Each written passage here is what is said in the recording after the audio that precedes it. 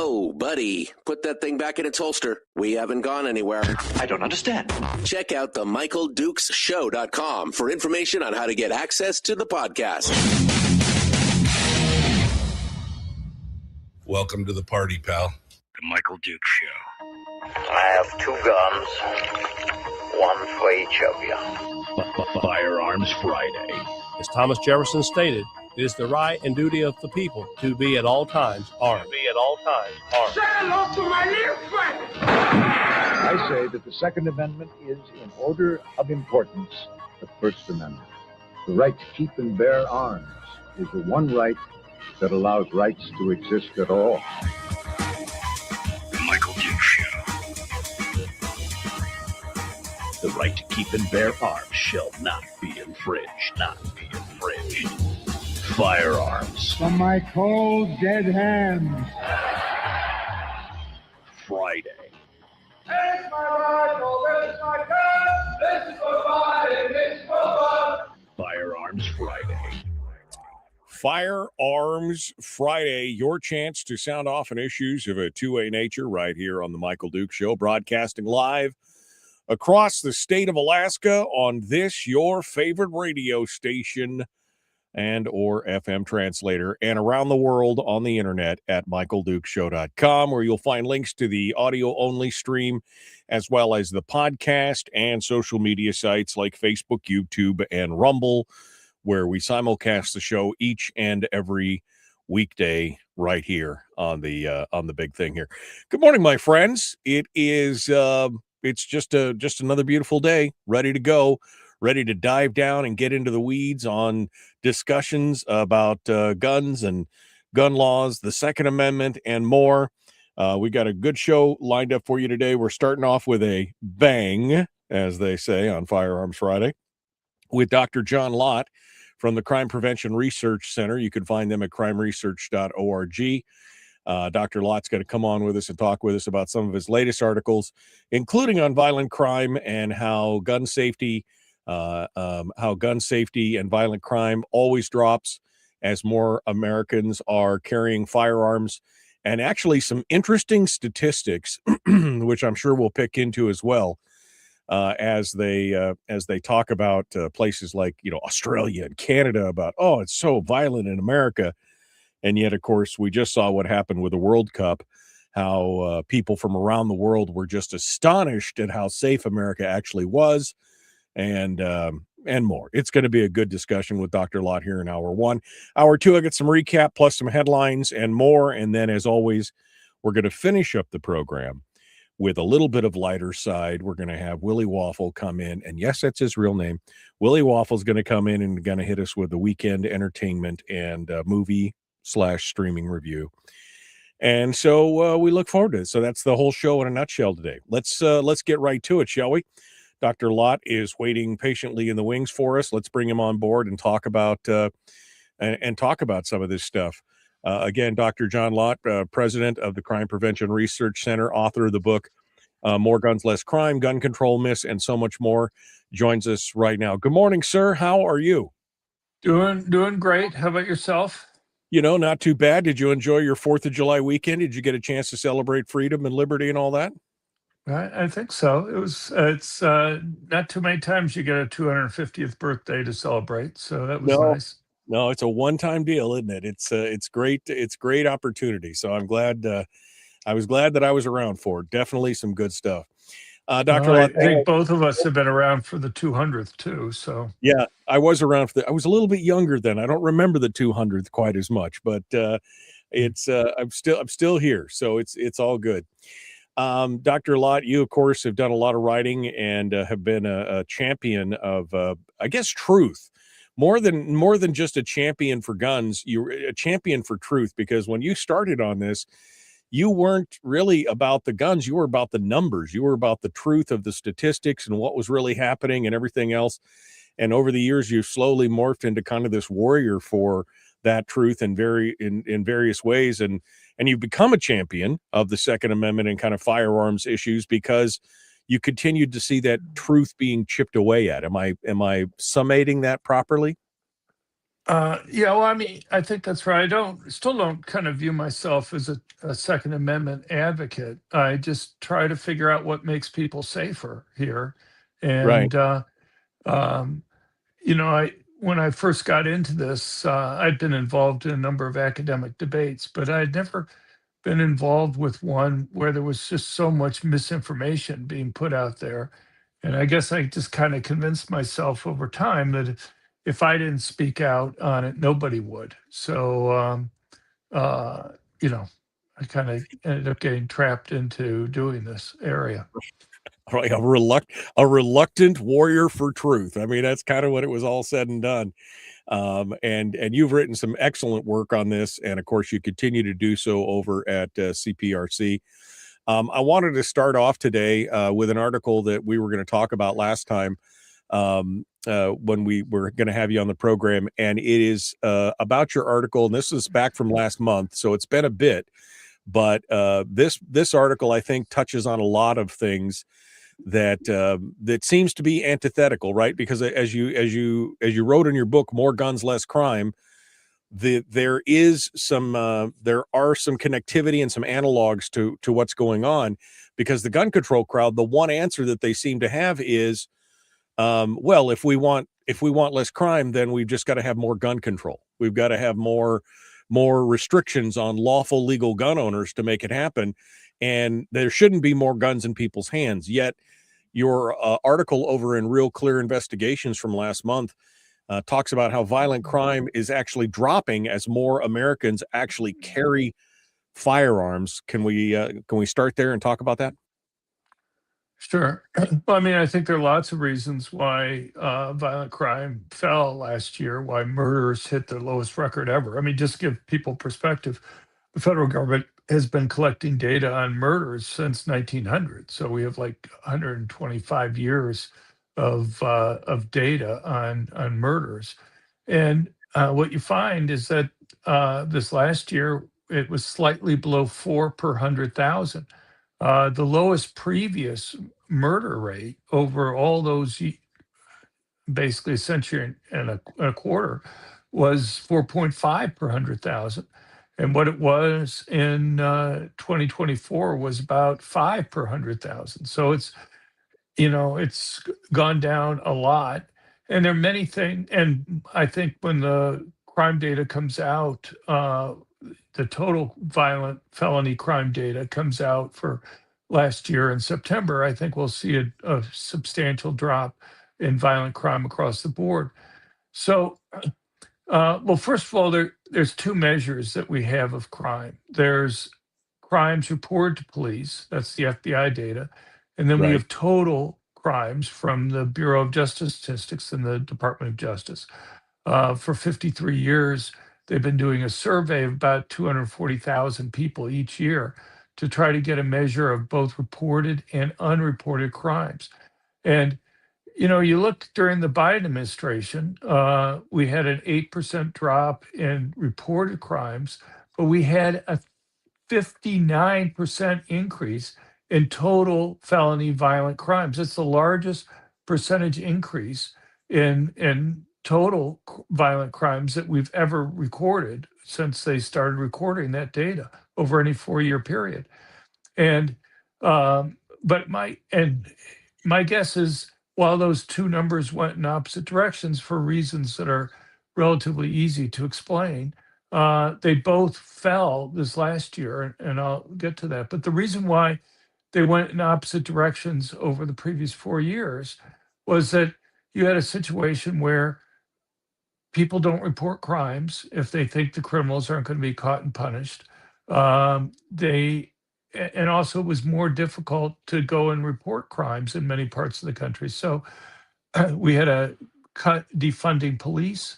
In 2022, for example, the arrest rate in major cities over 1 million in population had fallen to 20% for reported violent crime. In, in parts of the country, 6-7 years ago, or everybody 6-7 years ago, if you called up the police, they'd send out a police car and they would take a police report. Right. in recent years, in parts of the country, because of the reductions in the number of police, the 911 operator will ask, is the criminal still there committing the crime? And people will almost always say no. And you're told, well, you can come down to the police station and wait in line and fill out a police report. And the problem is that there are going to be some people who are going to say, look, it's just not worth my time to go wait in line downtown to fill out a police report, particularly if they don't think anything's going to happen. And so if you make it more costly, more time consuming for people to report crime, you're going to have fewer people report crime. So that's a couple of the reasons why we saw this huge increase in violent crime, we saw a slight drop in the reporting rate that was there. I think those things changed last year. And the reason why they changed are multiple fold. One is the FBI, for example, arrested twice as many people in 2025 as they arrested in 2024. You have U.S. attorneys around the country who are actually prosecuting and punishing criminals. In Washington, D.C., for example, and these are U.S. attorneys are appointed by the president. In Washington, D.C., for example, you had the Biden U.S. attorney refused to bring criminal charges against 67% of those who were arrested by the police. Judge Jean Pirro, the U.S. attorney that Trump has appointed there, she's only declined to bring charges against 4% rather than 67%. And also, she's asking for real penalties as opposed to what was happening under the Biden administration. And then you also have what's happened to illegal aliens. It's not a coincidence that during the Biden administration, we had a record inflow of illegal aliens coming into the country. By contrast, under Trump, he's closed the border. And on top of that, he's deporting criminal illegal aliens. 70% of the people who've been deported under his administration had criminal records. And the thing is, it's not only the ones that have been caught and punished, but also the ones you haven't even caught yet. They don't want to be deported. And how do they keep from being deported? Well, the way they keep from being deported is to keep off of police radar. Right. And how do they keep off of police radar is not to commit that many crimes. Right. They stay off the street. Right. They hide and they're not out there in the public. Right, exactly. And then the thing that you're bringing up is also important because, look, you can make it risky for criminals to commit crime with higher arrest rates, higher conviction rates, longer prison sentences, but also allowing victims to be able to go and defend themselves. And we conduct a survey on the rate that people are carrying permanent concealed handguns or carrying in the 29 constitutional carry states, including Alaska.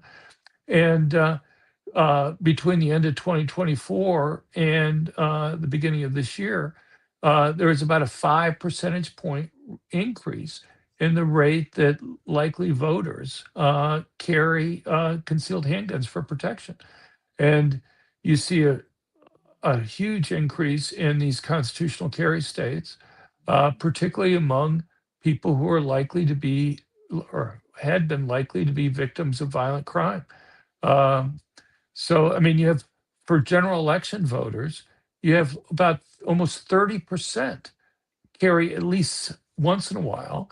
13% carry all or most of the time.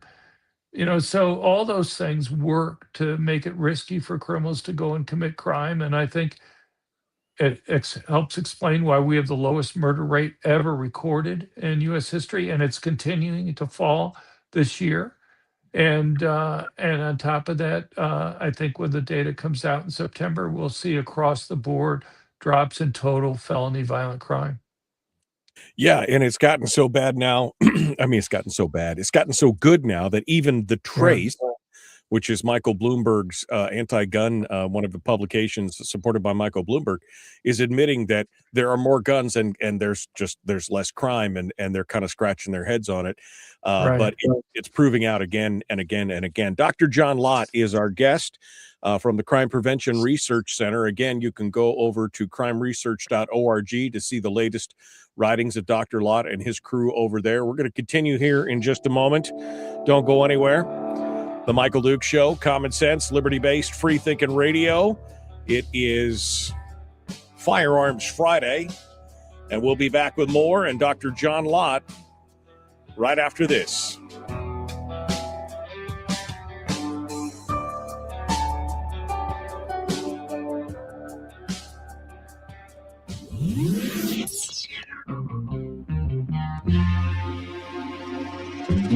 Tune in Friday for our weekend entertainment and movie streaming review with our guest critic, Willie Waffle. That's actually his real name. Really? That's his real name? Man, his parents must have hated him. The Michael Dukes Show. That's funny. Okay, Dr. John Lott is our guest here on the program. If you got any questions for Dr. Lott, you can hit us with us here in the chat room as we go through. It was pretty interesting to read. You had another article that came out just a couple days ago, about a week ago, on Real Clear Investigations, talking about how America is much safer than many of the other nations that are always mentioned in the same breath as how violent America is. And they'll compare it to Australia. They'll compare it to I remember when they used to compare it to England. And that was before the guy, I think it was 6-7 years ago, a guy had a YouTube channel called Amidst the Noise, and he did like an 8-minute breakdown of all the violent crime in England after their gun ban and everything else. But we're seeing the same thing. It's same thing happening in Canada and in Australia. And you made a fascinating statistic that the violent crime in Canada is something like 260-something% higher 95. in Canada, 295% higher. Right. Right. Yes. So, right. Yeah. I mean, just before I get into the Canada and Australia stuff, yeah, after the UK, England and Wales banned handguns in January 97, they had a 50% increase in homicides over the next 8 years. And homicides only began to decline there after they had a huge increase in the number of police officers, basically.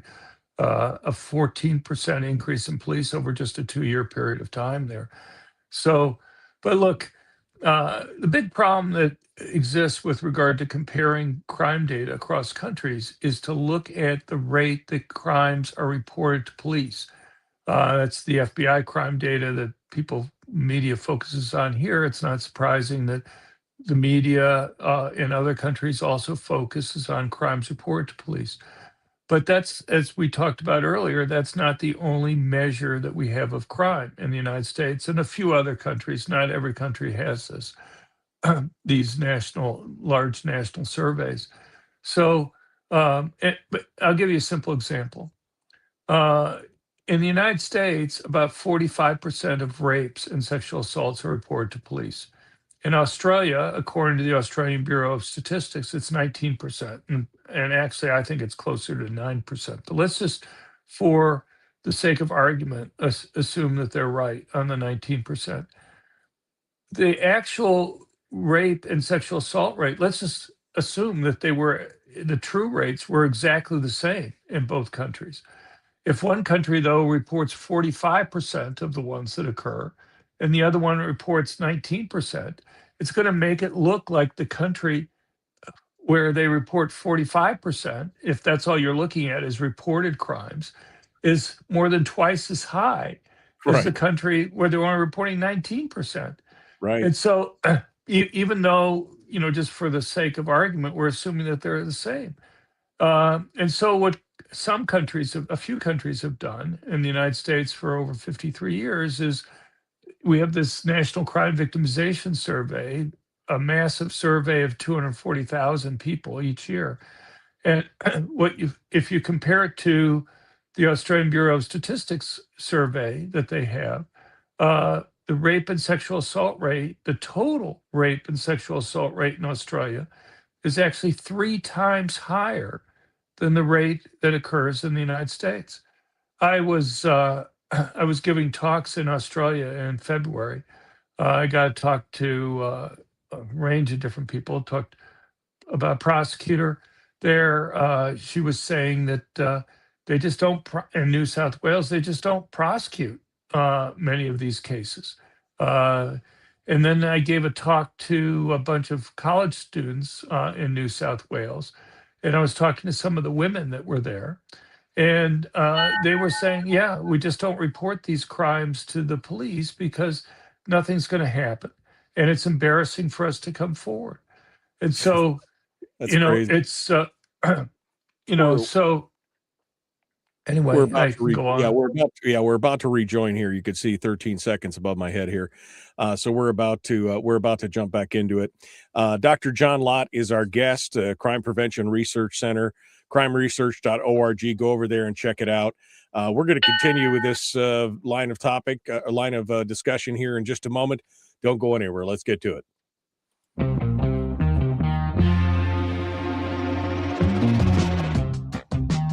What the hell is an assault weapon? Does that mean that if we hurt your feelings, you should consider the Michael Dukes Show assault radio? Okay, we can accept that. Here's Michael Dukes. Kind of a dick, but somewhat funny. Okay, somewhat funny. We're back. Dr. John Lott is with us, the president of the Crime Prevention Research Center, author of the books Gun Control Myths, More Guns, Less Crime, and several others. As well as a writer. He's been writing for years on this topic of statistics and gun control and crime.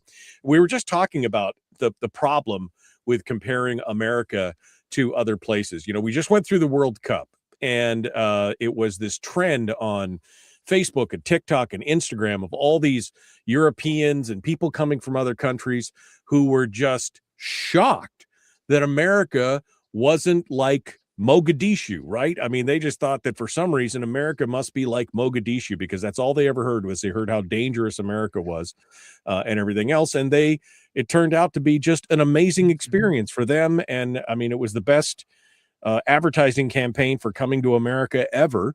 And Dr. Lott, I think, has broken out some of the reasons why, especially with the apples to oranges comparison that we see in a lot of their surveys and statistics. And you were just talking about how the National Victimization Survey that we do here in the United States gives us kind of a real true snapshot of what's happening and comparing it to other countries. Specifically, in this case, you were talking about Australia, where their sexual assault rate is much higher than America, and they're not even prosecuting most of those things, and that helps skew the data. Walk me through this. Right. Well, we've known for many decades whether people report crimes to the police depends in large part on whether they think the criminals are going to be caught and punished. If they don't think anything's going to happen to the criminals, why go and take the time to go and report the crimes to the police? You know, particularly in something like rape and sexual assaults, where women may be worried about the fact that they're going to be blamed for the event happening to begin with, that somehow it was their responsibility that it occurred. And when I was in Australia, I talked to a range of people, prosecutors, young college age women, and I pretty much got the same story from across the board there. The prosecutors weren't prosecuting the cases in New South Wales. Something like only 1/11th, something like only about 9% of rape and sexual assault cases that are reported to police result in a conviction. That's and the Australian Bureau of Statistics claims that only 19% of rapes and sexual assaults are reported. Those two numbers go together. I was, and this is true across a lot of the world. Unfortunately, only a few countries actually have these types of large national crime victimization surveys. So I was in Argentina last year, and the robbery rate in the United States is about 60 per 100,000 people. That's the reported robbery rate. The reported robbery rate in Argentina is 1,060 per 100,000 people. Okay, that's a pretty huge difference that's there. But what I explained to the police when I was down there. I gave a lecture to police when I was in Argentina. Is that the problem that you face is that only about 9% of robberies in Argentina result in arrest. In the United States, it's about 50%. So even that gap of 1,060 to 60 probably underestimates by a massive amount what the true gap is, because you probably have very few people who are bothering to report a robbery in Argentina, whereas about half the people who are robbed in the United States report the robbery that occurs. And Right. so what you really want to do is compare the true. And I mean, it's astounding. It's 1,060 to 60, even with reported, but you know that God only knows what the gap is in terms of the actual true robbery rate in the two countries. So, and in Australia, the total assault rate is about twice what it is in the United States. The burglary rate in Australia is about 2.5 times the burglary rate in the United States.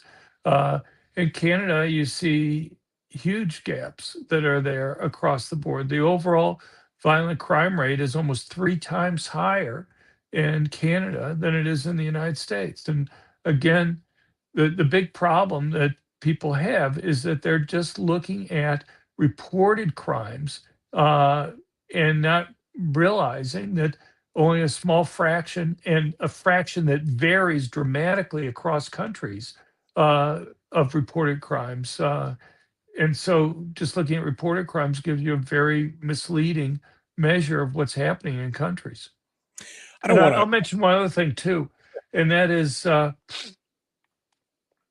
crimes in the United States are much more geographically concentrated in tiny areas than most countries are. Right. So you look at murders, the latest data that we have for 2024 shows that 54% of the murders in the United States take place in 2% of the counties.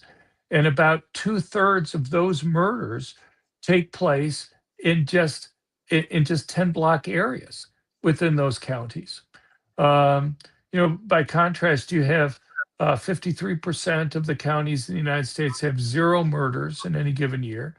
You have another 16% of the counties have just 1 murder.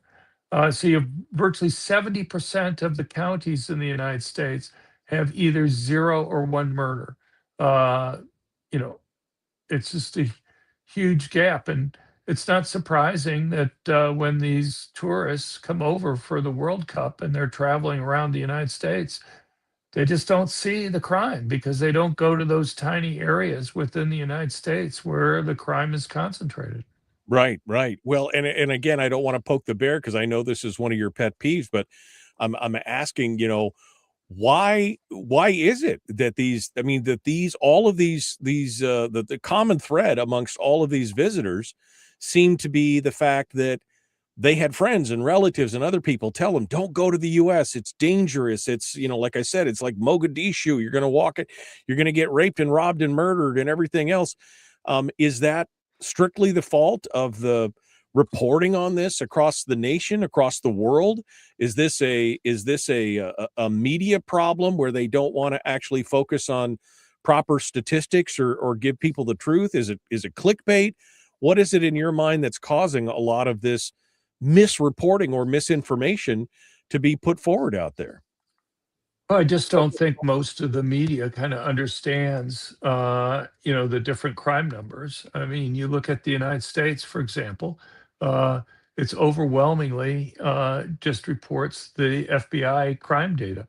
You look at the 2024 presidential campaign, Trump was constantly talking about the rise in violent crime, and he was relying on the U.S. Department of Justice Bureau of Justice Statistics data on total violent crime that was there. And the media fact checks would just constantly be, saying he was wrong by looking at just the FBI data.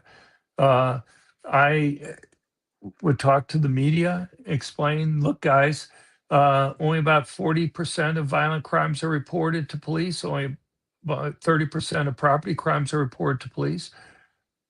Does the rate that crimes are reported to police, is that interesting? Yeah, there's something there. You want to go and explain why so few crimes are reported to police, and you want to explain how it changes over time.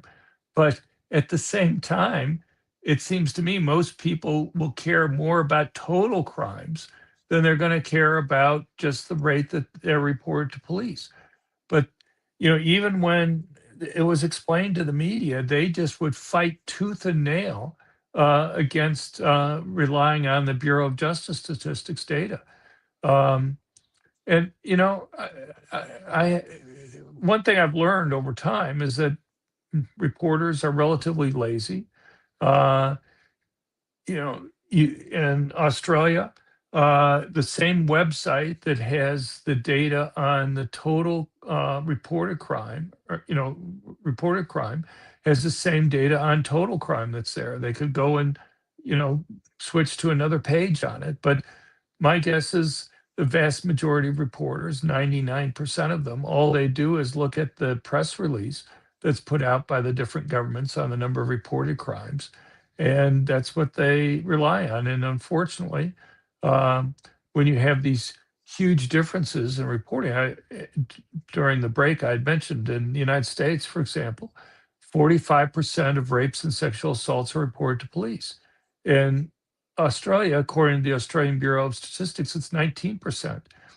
Even if the true rate of rapes and sexual assaults was identical in those two countries, if you have more than twice as many being reported in the United States than in Australia, looking at reported crimes would make it look like the US had a much worse rape and sexual assault rate, more than twice as bad as Australia, even though that wouldn't be the case. It's just an artifact of the fact that American victims are much more willing to report crime to the police. Look, we have lots of problems in the United States that can be fixed with regard to policing. But compared to other countries, we're much better off. Yeah. And again, I think this goes back to what I said earlier, the apples and oranges comparison. And as you mentioned, not all countries do a victimization survey to kind of give you Right. more of a standardized line to look at. And again, the news media and the journalists are not as inclined these days to dig into the numbers behind what's being said. I mean, I've said that a dozen times here on the program, just about our journalists here in the state. They'll just take the press release from the legislature or from the governor or somebody else, and they'll just paraphrase it and report it as news. They'll never dig down beneath and look Right. deeper into the subject. And like you said, I think it's lazy journalism, and that's become the standard instead of the exception. Yeah, I don't completely blame the journalists, though lazy, I think, is a apt term there. The problem is that, and I've been around journalists, they get assigned something at their morning meeting, 10 o'clock in the morning, they get out, they have their topic that they're assigned. They go and Google, to find out who they should call to get quotes from. They call up some people, and by 2 o'clock or 3 in the afternoon, they have their story done and they put it in there, and then it's edited and then it's put out, by 5 o'clock, and and these guys aren't experts in different areas, so it's, but I think reporters used to be less ideological 30, 40 years ago. And they used to have maybe more time to go and look into these types of things than they do now. Um, it's one thing, though, not to know these things, in the time that they have. It's another thing when you have a presidential candidate like Trump, and I did press conferences during 2024 on this, that explained the difference in the different crime data to the reporters, and then they just continued to ignore it. I mean, I'm sure everybody remembers the presidential debate between Trump and Kamala Harris, where Trump was talking about the rise in violent crime.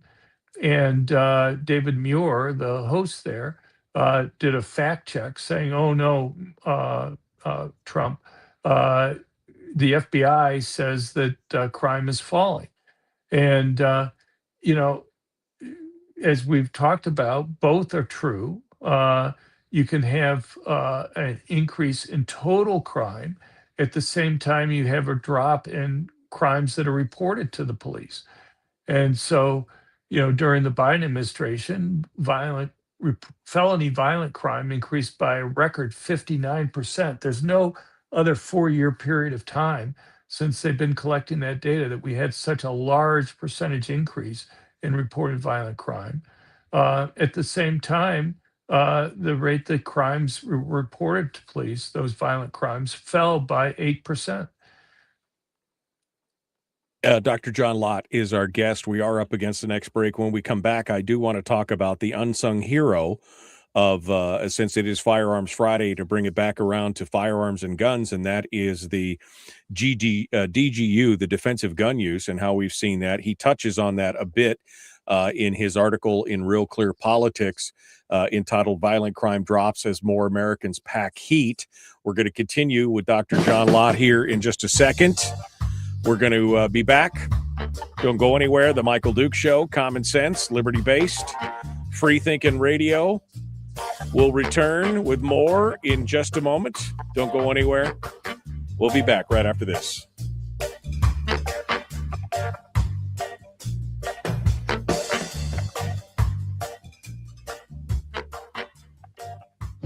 If you missed the show, you can listen to it on your time with Dukes On Demand. Oh, and it's free. Like America used to be. Streaming live every weekday morning on Facebook Live and MichaelDukesShow.com. Okay, we're in the break right now. Dr. John Lott is our guest. We'll get the timer over my head here just so we know when we're going back to the radio there, Dr. Lott. You've touched on something here that makes me think, and I know that, again, you're a man who focuses on the numbers and the stats, and we've talked about that. When you were sitting in front of these reporters and giving these press conferences talking about the numbers and why you can have two sets of numbers that seem to be at odds, this reaction of, oh, well, we're just going to believe the one set. I mean, was there anybody out there that was actually like, oh, that makes more sense? Was there anybody out there that came to you and said, how do I find more of this? Or is it the vast majority of them are just, is it the ideology that you were talking about, how we didn't have ideologues, 50 years ago, quite as much as we do today? Is it going to get worse? Is it getting better? What's your take on that? So I think it's getting worse. I don't know how much worse we can get. I was talking to a young person who I knew was going through journalism school, and she had made the comment in class about the fact that journalists should report both sides of an issue. And this was journalism school at Harvard. And the other students started attacking her, and the professor basically took the side of the other students that were there, that their job was to go and get truth out rather than going and providing balance in terms of news articles. I mean, you read a lot of the news articles in the New York Times or Washington Post today versus 20 years ago. 20 years ago, they would at least many times make some effort to include both sides. Now you read the articles and they're pretty much just, you will look in vain to see quotes from people on both sides of the issue.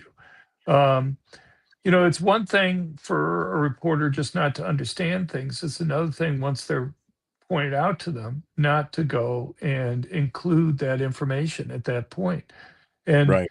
With regard to the crime data, I think what's happened is if the fact that it was helping Trump to go and understand the difference between total crime and just the minority of crime that's reported to police.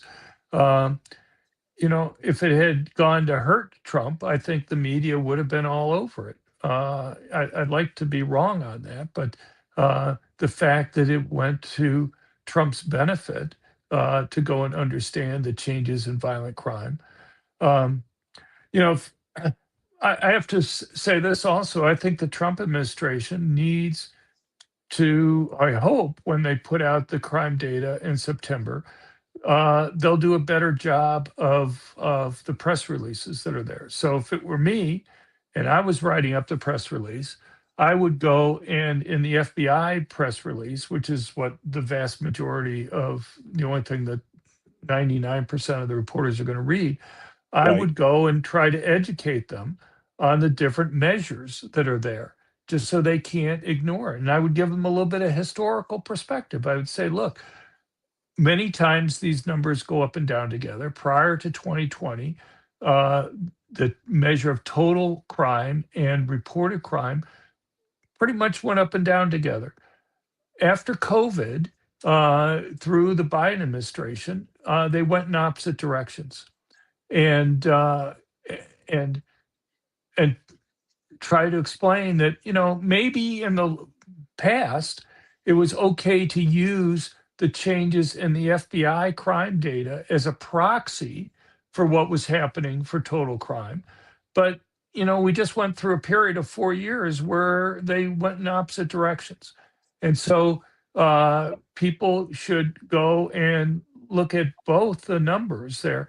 And one of the things I think also happens is that the FBI data tends to come out, a couple weeks before the National Crime Victimization Survey data comes out, and so they kind of say, "Well, we've already reported the crime stuff. We just did that 2 weeks ago."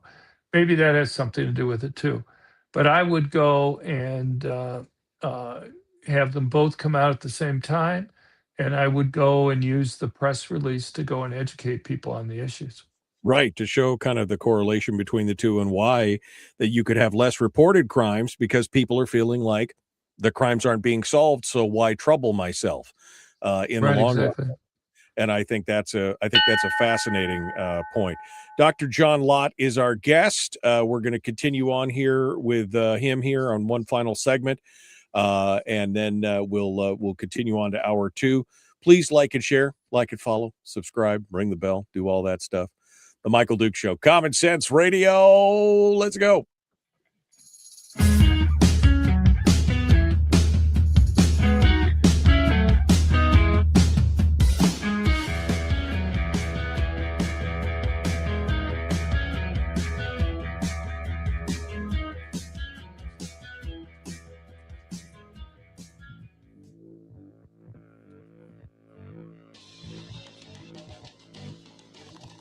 What the hell's an assault weapon? If we could just figure out how to get all of the murder guns and the attack guns and not keep selling those to people and just sell protection guns, I think that would be great and solve a lot of problems. Does this mean that if we hurt your feelings, you'd consider the Michael Dukes Show assault radio? Okay, we can live with that. Here's Michael Dukes. And we're continuing here. Dr. John Lott is our guest, author of the books Gun Control Myths and More Guns, Less Crime, president of the Crime Prevention Research Center. I want to touch on one of my favorite topics here, which Dr. Lott touches on quite a bit when he discusses concealed carry in America and armed Americans and what they put forward. And that is what we call DGU, defensive gun use.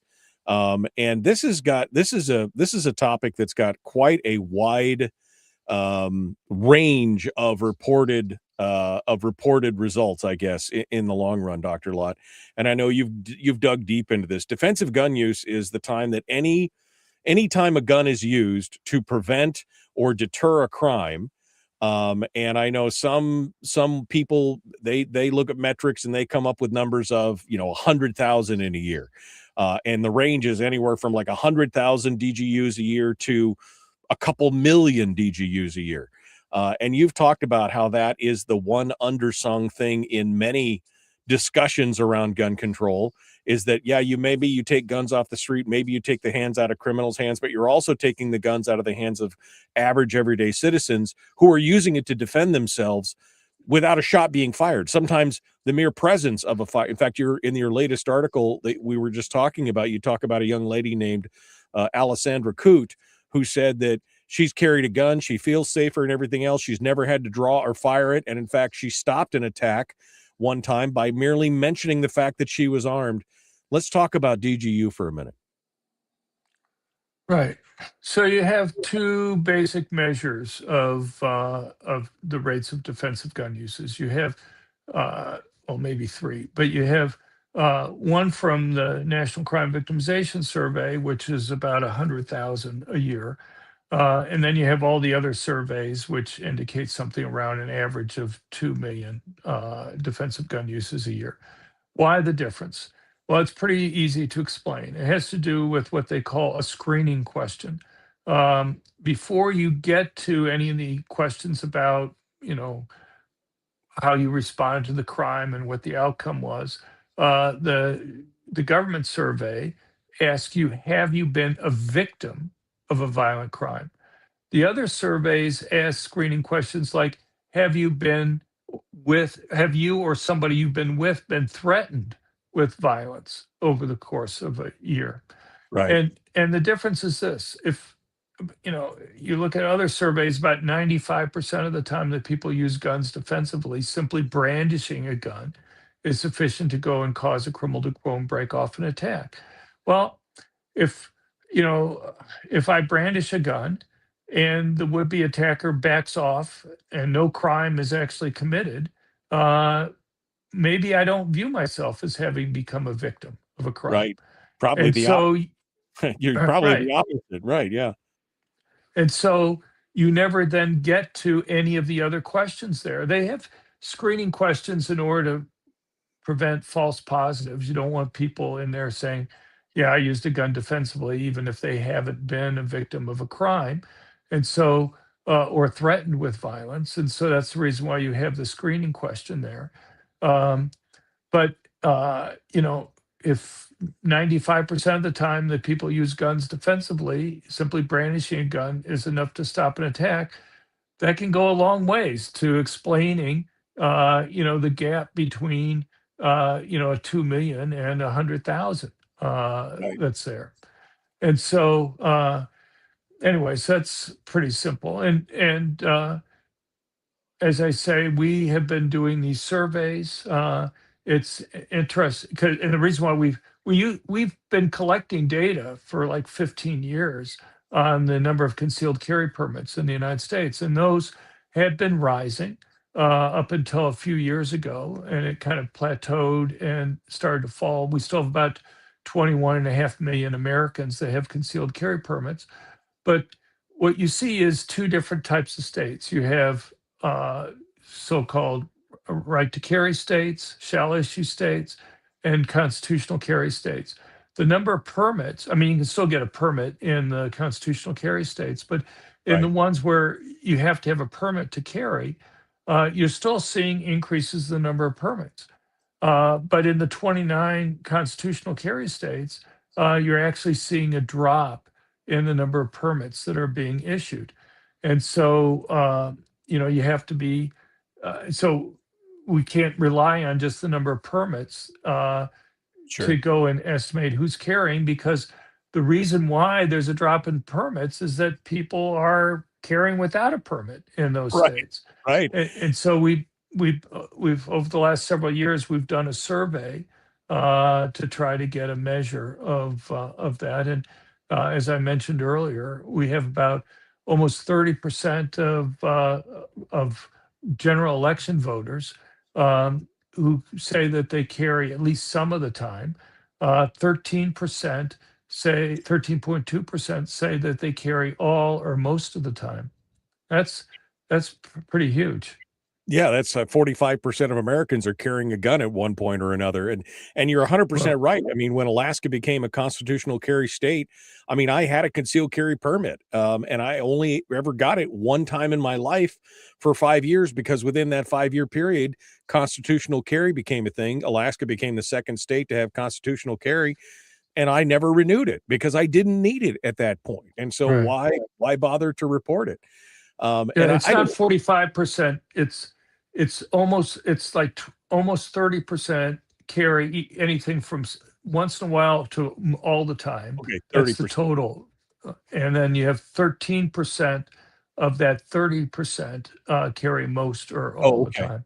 I added them instead of Yeah, yeah. realizing. No, I So, understand. Just trying to be um, clear. math is hard. That's what I'm saying. That math is hard for me sometimes. That's about it. Okay. Dr. Cohn Lott, we're down to the last couple minutes here, Dr. Lott. So what are you working on now? What should people be paying attention to and what should they be looking from out of you here in the near future? I know you're constantly writing new stuff. What are you looking at now? Well, I just put out a piece last night, coinciding with Trump's national address that he gave, looking at the SAVE Act. I mean, Alaska is one of those states that require photo IDs for people to be able to go and vote. Um, and just talking about what an outlier so much of the United States is compared to other countries. You have Democrats going and claiming that this is going to disenfranchise blacks and Hispanics. You look around the world, Mexico, all of South America requires government issued photo IDs to be able to go and vote. All the countries in Africa require government issued photo IDs to be able to go and vote. Europe, there are 47 countries in Europe. All 47 countries in Europe require government issued photo IDs to be able to go and vote. Um, the world is also much more restrictive in terms of absentee ballots. I mean, there's no country that has the type of mail-in ballots that we have here in the United States. Right. Um, and you look at Europe. 39 of the 47 countries completely banned absentee ballots for people living in their country because of concerns about vote fraud. The other 8 uh, require that you have to have government issued photo IDs to be able to go and pick up the ballots. They will not send them to you in the mail. And 6 of those 8 require that you have to be either in the hospital or in the military in order to get an absentee ballot. And they just don't take your word for it. They will go and require third-party verification from the hospital or the military with a sworn statement from them saying that you will be unavailable to vote. So people don't know the history of voting in the Yeah. United States and all the vote fraud that Where, we've had where, in the can, past. where can people find that real quick, Dr. Lott? They go to our website at crimeresearch.org, right at the top of the page. All right. Dr. John Lott, crimeresearch.org is where you go to find him. The Michael Duke Show, Common Sense Radio. Thank you. All right, Dr. Lott, any final thoughts on anything or anything we missed that you wanted to hit on before we go? Oh, I don't know. I mean, there are lots of things that we could talk about. We could talk about immigration enforcement. We could talk about, I don't know, lots of things. But I appreciate you having me on. So, Thank you, John. Appreciate it. Good to talk with you, my friend. We'll talk to you again soon. Thank you. all right, take care. Appreciate it. Dr. John Lott, our guest here on the Michael Duke Show.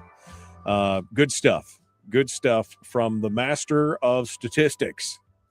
Always good stuff out there. And yeah, math is hard. I missed the part where it was an internal of the 35%, 33%, and 13%. Anyway, it's good stuff. Good stuff. All right. Hour 2 coming up. I suppose. Yeah, I know that hour. Brian's like, that hour went quick. I know, man. I keep telling you guys, this is the fastest 2 hours in radio. You act like it's just a slogan. But it really happens real quick. I guess I should. I said I would but I said potentially I would take phone calls. I guess. Do you guys? Should I turn on the phones? What do you guys think? Should I turn the phones on? I mean, you know, I don't know. I don't know. Just doesn't seem like.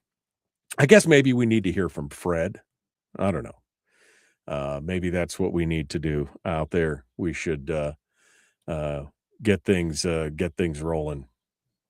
Thanks so much for calling the Michael Duke Show. Yeah, we'll see what. I guess we'll go. Oh, maybe we should have turned the phone lines on. Jeff from Homer is already on the call. All right, let's. I guess we will turn the phone lines on. There we go. All right, phone lines are open, and Dr. John Lott is our guest. Did I? Oh no, I didn't spike anything. That's awesome. It's awesome. Okay. Let me go through back there. Yeah, Dr. Lott has got Dr. Lott's got some great stuff over at CPRC. The other article that he touched on that really, I think, makes the point on this. I'm going to post a link up in the chat room right now for folks if you want to go. Oops, let me clear that out. You don't need to see that. Okay, there we go. I'll post this link up in the chat room right now for folks that want to go over there and take a look at this other article that Dr. Lott has written, talking about how the murders in the U.S., and he touched on this, that 56%, 54% of the murders in the entire country happen in 2% of the counties. 2% of the counties. And that essentially 71% of the counties in the United States have 0 or 1%. It's like over 53% have 0, and the remaining little chunk has 1 murder a year. So something like 71, 72, 73% have less than 1 or less murders a year. So we got, and again, when he said you get down into the granularity of it, a 10-block radius accounts for most of those deaths in these counties. And all I can think of is Chicago on the weekend, right? Chicago on the weekend, or South LA, or something like that. You know, it's crazy. It's crazy that this is that this is how this is all broken down here. Anyway, you can go read the full report over at the link that I just dropped to you. The concentration of murders remain near decade-long peak levels between 2010 and 2014. The share of murders occurring in the worst 5% of the counties fell from 71 to 69, but then climbed back to 73 in 2020. But again, it's just in that little tiny concentration of counties. And if you look at the map that the Crime Research has got, it's big. And of course, Alaska's on this map, and there's only one little tiny red spot, and that's right in Anchorage. which I guess is reason number 635 not to be in Anchorage right now. Anyway, it's a great article. Yeah, and the 2% of counties have the most restrictive gun laws, says David. Yes, you could see it there. It's crazy. It's crazy to see that going on. All right, we're going to continue on. Let's go over to Jeff real quick, just to make sure that he can hear us and we can hear him. And I got to make sure we put everybody on hold there for a second. Okay. And let's just check in with Jeff. Are you there, Jeff? Can you hear me? Yeah, I can hear you. Not good. I'm in the fog down here on the spit. Okay. I'm kind of leaving off the spit right now. Okay. Well, hold the line. But I can, as long as you know that you can, that when I bring you on, as long as you can hear it, that's the important part. All right. So, all right, hold on just a second. Jeff in Homer is on the line, so we'll get into that here as well. All right, my friends, Firearms Friday, man, so crazy. David says I call it Stankridge. We just call it Los Anchorage. It's like Los Angeles, only here in Alaska. Not as cool. But about the same amount of homelessness per capita. It's just, I feel like I'm getting a little snarky in my old age. All right, here we go. Ready to do it. The Michael Duke Show, Common Sense Radio.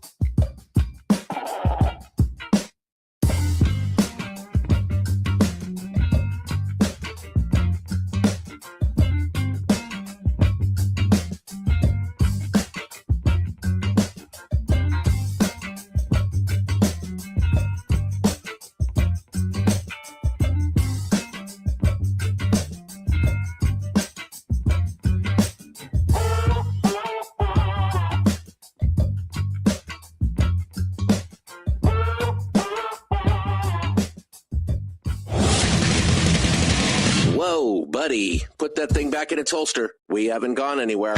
I don't understand. Check out the MichaelDukesShow.com for information on how to get access to the podcast. Welcome to the party, pal. The Michael Duke Show. I have 2 guns, one for each of you. Firearms Friday. As Thomas Jefferson stated, it is the right and duty of the people to be at all times armed. Say hello to my little friend. I say that the Second Amendment is, in order of importance, the First Amendment. The right to keep and bear arms is the one right that allows rights to exist at all. The Michael Duke Show. The right to keep and bear arms shall not be infringed. Firearms. From my cold, dead hands. Friday. It's my rifle, this is my gun, this is for fighting, this is for fun. Firearms Friday. Firearms Friday, your chance to sound off on issues of a 2A nature right here on the Michael Duke Show, broadcasting live across the state of Alaska on this, your favorite radio station and or FM translator, and live around the world on the internet at michaeldukeshow.com. Hello, my friends. Thanks for coming in and joining us. Brian in the chat room just said, holy cow, that hour went fast. Yeah, it's the fastest 2 hours in radio, and we're ready to go. We just finished up with Dr. Cohn Lott from the Crime Prevention Research Center in hour 1. If you missed it, you can go back and listen to it on the podcast, which is available wherever you find good podcasts, or you can go back and rewatch it on Facebook, YouTube, or Rumble as well. That's a good place to go for it. Phone lines are open today. We've decided to go ahead and launch the phones because, nothing like a good Firearms Friday with gun news and stuff. So 319-527-3864 is the phone number. And Jeff was already waiting in the wings when I put turned the phones on. And he is calling in this morning. Jeff from down here in Homer.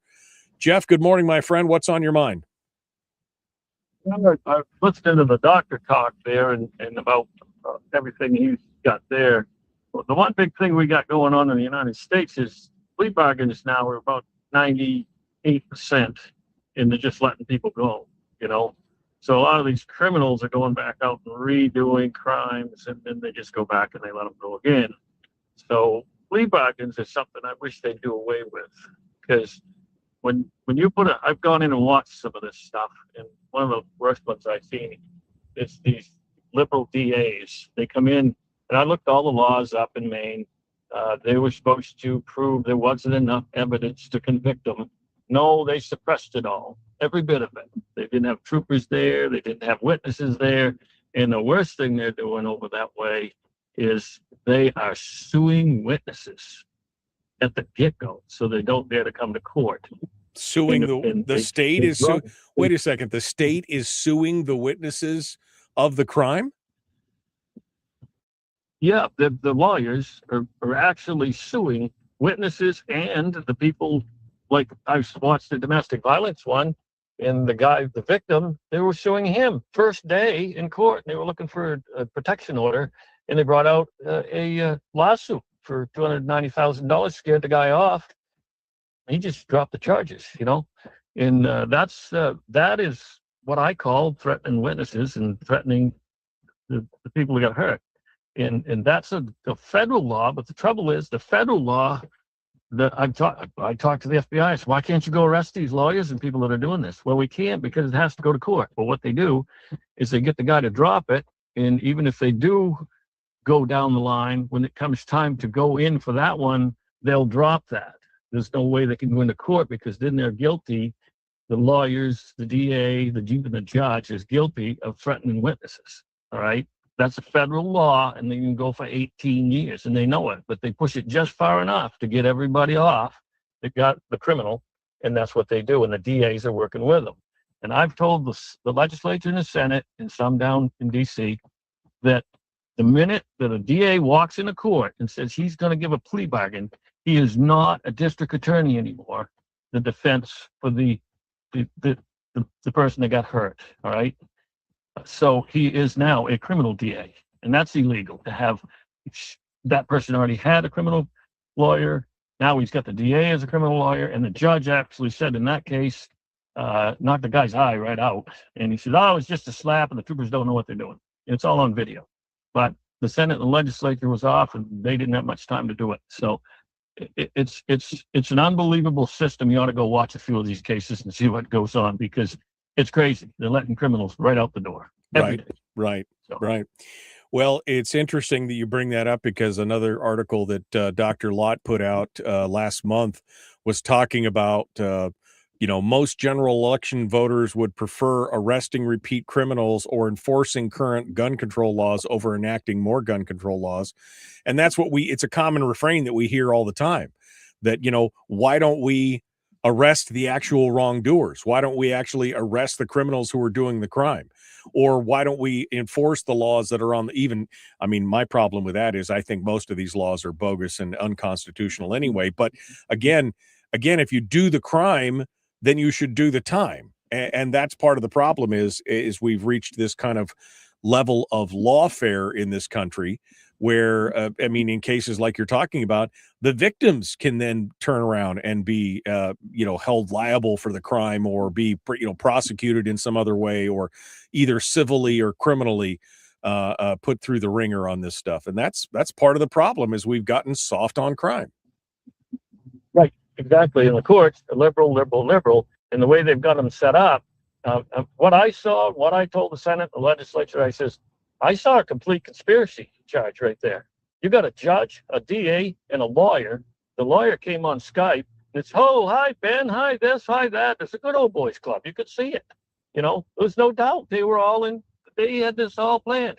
And the poor guy that got hurt, they told him he had to go get this protection order. He didn't need one. He carries a gun. He said, next time I'll shoot him, And the DA didn't care. The DA did just exactly what he wanted to do, and the judge was as liberal as they come and did what he wanted to do, and the lawyer got away with it, and then he dropped all the charges of the lawsuit because he couldn't take it in the Superior Court, but he filed it in there, all right, filed it right in the Superior Court of Maine.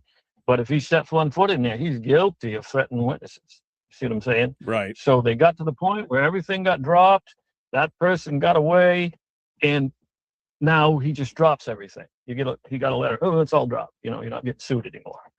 Which should not be. They cannot threaten witnesses and or anybody that gets hurt or the victim. They can't threaten the victim. That's right in the state law books, but they let them do it anyways because they said, well, he didn't go all the way to the court.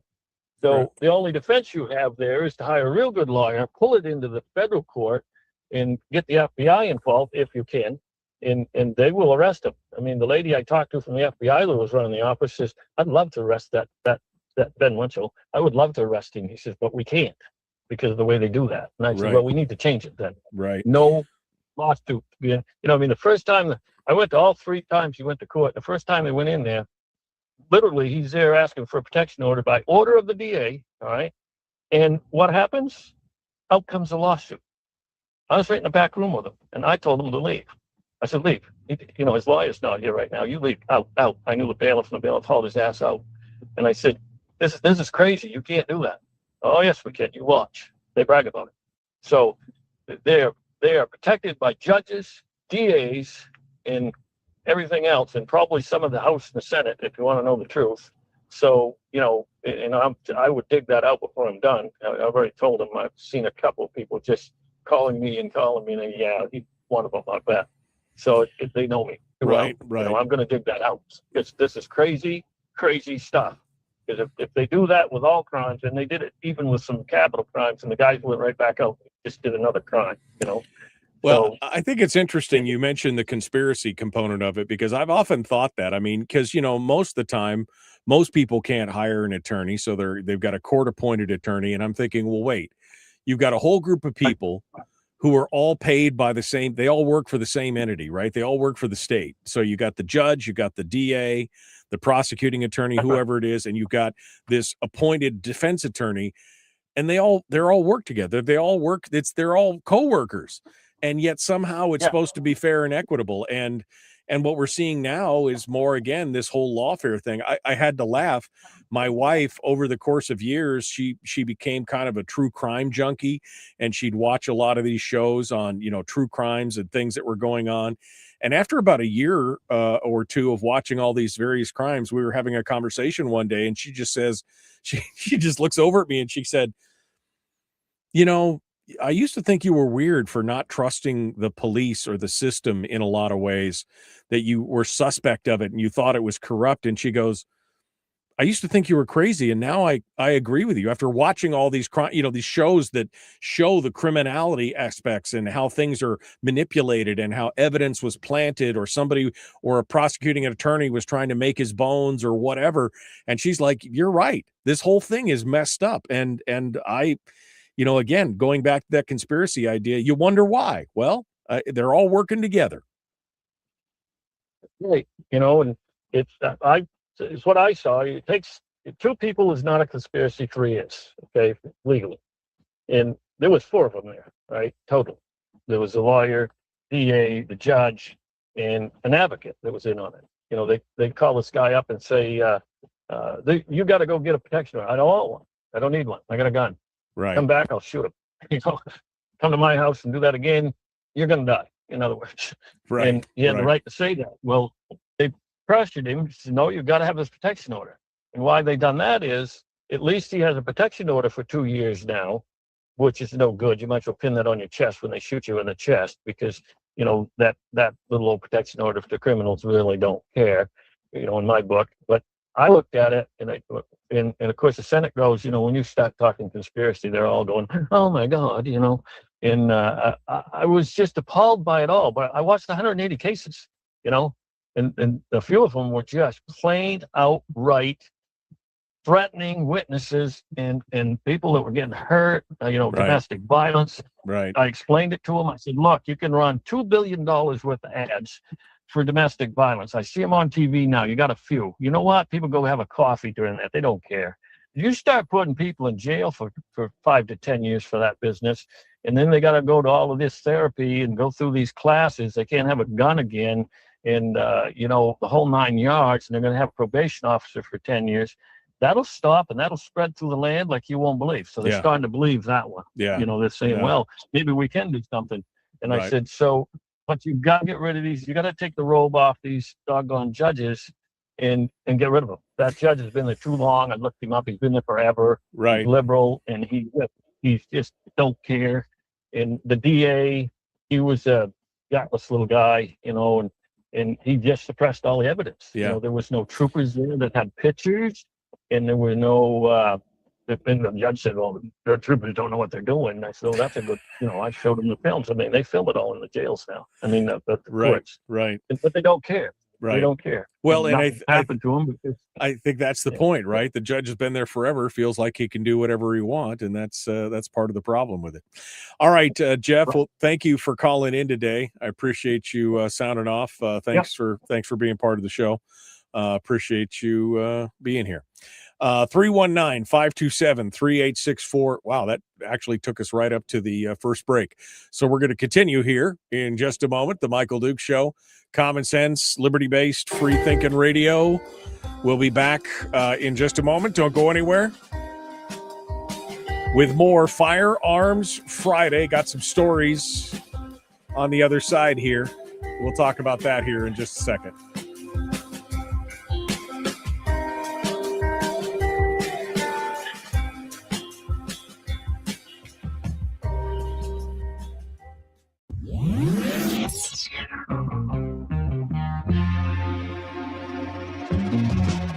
running on 100% pure beard power. Oh, also some coffee. We dip our beard in coffee. Ha, nice beard. The Michael Duke Show.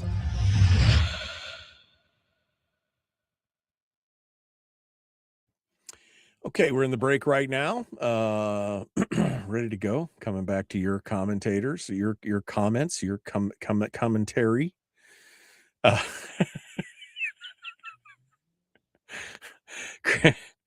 Chris wins the internet with his commentary today. The wood chipper should be used more in some cases. Wood chippers go brr.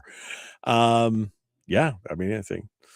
CM says we need to remove all parts of SB 91. They gutted most of it. Yeah, there are a few parts left. He said the parts that are left continue to hug a thug. And he also said we need more legislators who are against crime and criminals who submit Bullard crime bills. I'm not familiar with the Bullard crime bills. I don't know what that means. I don't know what that means. David says if you lock up all the criminals, the lawyers will eventually run out of clients.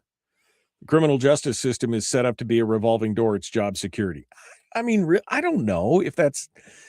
I mean, I don't think they would run out of clients. That's people, right? I mean, I think there still be, but maybe it wouldn't be quite the industry that it is today, for sure. Joshua said petty crimes not being enforced, but also the issue is half of the homeless are mentally disabled across the state as well. I mean, I don't know if there's a correlation between those things. I mean, petty crime not being, that was part of what Dr. Lott was talking about. I mean, when you've got people who feel like it doesn't even matter because the police aren't going to care, when they don't feel like that there is an impetus to actually punish the crime or chase down the criminals, then, you know, and that's what killed me. I mean, I was a victim of a crime one time where I had my one of my vehicles stolen. And you know, we had there was some pictures, there was videos, there was stuff left in the car when we recovered the car that would have identified them and everything else. And I mean, I reported it to the police, I reported it to Fairbanks police and everything else. And the officer who talked to me, nice guy, he just basically said, yeah, this is, you know, I said, well, you know, what's the chances of this? He goes, not great. He goes, this won't be a high priority for us. I'm like, but you got all this evidence and thing. He goes, yeah, I mean, I collected the evidence. They didn't even collect the evidence. I did. And they're like, yeah, no, it's not gonna, you know, you're not gonna, it is what it is. And I was like, okay, all right. I mean, why bother even again? Would I report it again if I had already recovered it and was reporting it after the fact? Because that's what happened, is that I recovered the car. And would I even bother next time? No, it was 3 hours of my life I'll never get back for, I mean, so I can see that point, you know, I could see that point. Taxpayers, says Frank, are responsible for paying for incarcerations. We've all heard the costs in Alaska and people are outraged. I mean, it does, it costs money. You know, it costs money to persecute and prosecute these people. I mean, I'm with you, man. This is some crazy stuff. Let's see. More crime bills. Sorry about the misspelling. It's the broken window theory, says David. Yeah. Brian mentions in response to Joshua, he says, unless the mentally ill really want help, there isn't much that can be done. Like alcoholism, you need to admit you have a problem. And if you are mentally, you may not have the capacity to admit you have we've talked about that a lot on this program. What is the solution to some of these things? I don't know as there is, because unless they're willing to admit or seek help on their own, you know, there's not, you know, they have involuntary commitment, but it's not like it can they don't have a bunch of institutions around like they used to. It's kind of crazy. Yeah, exactly. That Frank is 100% right. That's what the officer told me. The officer told me, he said, you couldn't prove that that he or she was the one that stole the car. You had evidence that they were in the vehicle, but they just say, oh, a friend loaned me the vehicle. That was actually what he said. He said you couldn't prove that they were the ones that actually stole it. And I guess that was true. But again, why would I even bother next time? That's the question. Why would I bother? All right, here we go. Let's get to it.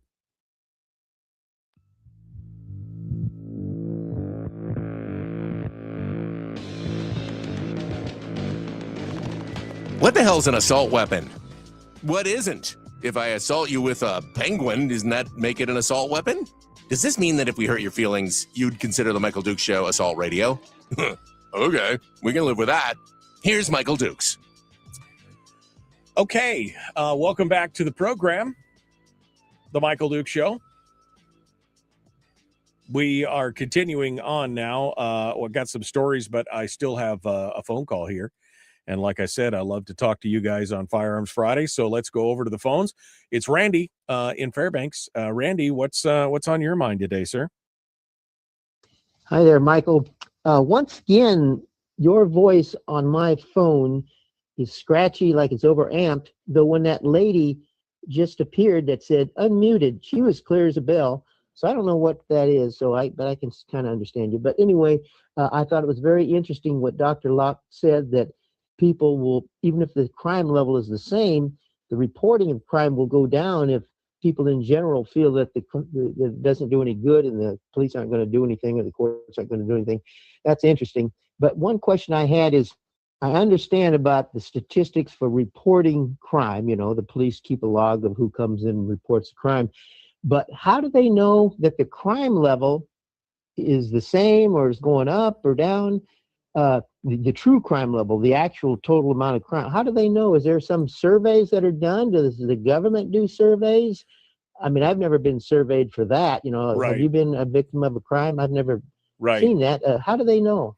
Well, that's what Dr. Lott was talking about, is that you get the Uniform Crime Report, right, which is the FBI data that you're talking about, that say this number of crimes were committed. He said then you reconcile that with the other study, which is the Crime Victimization Survey, which surveys 250,000 people a year, and you codify it between those two studies. That's how you come up. And he said that's how you can get more crimes being occurring with less crimes being reported. And that's how you develop the difference between the two, is that there are multiple. You get the UCR, the Uniform Crime Report from the FBI, but then you get that victimization survey, and it's the victimization survey that talks about comes at it from a citizen standpoint, and then you can tell, is it being reported at an accurate rate? That's where that information is coming from. Okay, and all those surveys are being conducted by some government agency that you can kind of rely on? Well, the victimization survey is done by the U.S. government, and the UCR obviously is the Uniform Crime Report from the FBI. So that's the DOJ stuff. And the victimization survey is also done. I don't think it's done by the DOJ. I think it's done by another agency, but it's also done by the government. But there's also other studies out there again, and a lot of times on a state-by-state basis. So you could collate the data from the state-by-state basis. But Dr. Lott's got all that data out on his website. You can go take a look at it, Randy. He's got like full reports and spreadsheets and everything else. You can look at it there. Okay, well, by the way, your voice is nice and clear just now. I mean, it has been. Okay. But it wasn't. It wasn't before. All right. Well, thank you, Randy. I appreciate you calling in and being part of it today. 319-527-3864 if you'd like to sound off. We'd love to hear what you guys have to say today on this beautiful Firearms Friday. Well, it's beautiful. I mean, it's rainy, it's foggy, it's cloudy, but at least it's not snowing and the world's not on fire. So I'm going to count that as a win. Overall. I was reading this article this morning and I was laughing because Cam Edwards over at Bearing Arms talks about, and I mentioned this to Dr. Lott, that things are going well enough in the gun culture and in the gun community that even the Trace, which the Trace is a website that it's a news site. It's an anti-gun news site is what it is, funded by Michael Bloomberg. Even the Trace can't ignore the fact that while gun sales in the United States are on the rise and continue to rise, that crime is dropping. Here's the quote from the trace. Gun violence is down significantly as gun sales are ticking up for the first time in years. Shooting deaths and injuries remain at historic lows in the U.S., continuing the trend seen in Q1 and in recent years. Data from the Gun Violence Archive, another anti-gun site, shows 6,458 shooting deaths and 11,781 shooting injuries in the first 6 months of the year. Both represent the lowest number since 2015. The per capita figure for 1.9 shooting deaths per 100,000 is also the lowest in that span. Still, a few states have seen increases, including New Hampshire, Kansas. These are smaller population states, so a few incidents can have a big impact. The June mass shooting in Iowa helped explain that state's increase this year alone. And by the way, two of those states, Massachusetts and Connecticut, have incredibly restrictive gun laws, which is, again, just another bit of evidence. I mean, of course, the trace doesn't point that out, but they just another bit of evidence showing that it doesn't stop criminals from. I mean, I hate to sound like a broken record, but the definition of criminal is somebody who is willing to break the law. So somehow you saying we've got one more law, we've got one more law. To think that somehow some criminal is going to be like, I think I'm going to go out and rape, rob, or murder somebody today. And then he's like, oh, but they got that new law. I guess I won't. I mean, this is just, that's just not right. I mean, right? Isn't that, you'd be like, well, I was going to, but I've decided I won't now. The trace, while it admits that gun violence is down and that sales are up, it does try to minimize the increase in the purchases. They talk about how 7.3 million firearms were sold in the U.S. Last year. And this was my favorite quote in the whole article from the trace. An estimated 7.3 million firearms have been sold in the United States, about 4.5 million handguns and 2.8 million long guns. That would be enough to arm every single resident of Tennessee. You know what I'd call that? A good start. That's a good start. Then they go on to talk about how that represents a 2.7% increase in gun sales through 6 months compared to the year before. And it marks the first time in 6 years that we'd seen an increase in sales. Now, what they don't mention is that prior to 2020, those numbers were also so we're already at a higher plateau as far as numbers and statistics and sales numbers than we were even in 2020. 2020 was the aberration, right? That 2020 and the subsequent 3 years, it's kind of all over the map. 2020, 2021, 2022, we saw violent crime streak. We saw homicides went up. We saw all this stuff. Gun, sales were going crazy and everything else. So, I mean, that's the aberration period. You got to pay attention to that. Be like, that's the weird stuff. What they're figuring out, what if you really look at it though, and you see the big difference is that in 2016, the figure was a 16% increase in sales compared to the year before, while this year's increase is more than a modest 3%. So, yeah, it's not as great as that year. But again, we're already at the higher plateau. We're 3% over the previous 16% that was already, you know what I'm saying? So it's compounding. Again, the idea that somehow, and we live in a country now that what was their updated numbers? 450 million firearms in America. Up from 200. That used to be the small arms survey. Well, you only have 200 million firearms in America, and I used to scoff at that.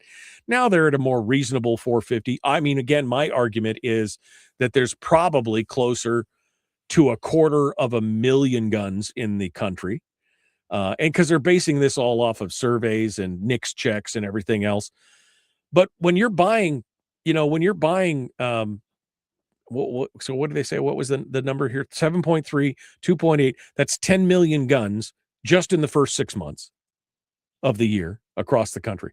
So, I mean, let's just say you're buying 15 to 20 million guns a year. And that's been going on year after year. Some years higher, some years a little lower, some years significantly higher, like 2016. But when you start talking about that in just the last 10 years alone, That means we put an additional 200 million guns into circulation. So this idea that somehow there's only this, folks, there's so many guns in this country. And again, with Dr. Lott's commentary on how many people are actually carrying and everything else, it just goes to show you that there are more guns. And yet we have the lowest murder rate since they started recording it 100+ years ago. And our violent crime rate has plummeted. Again, with the aberration of that little year period around COVID, the crime rate has been down since the 90s. If you look at the chart, and this again is from the DOJ and the UCR, the Uniform Crime Reporting, you look at the statistics and you look at the chart and you see it's just falling, COVID up a little bit, and then falling.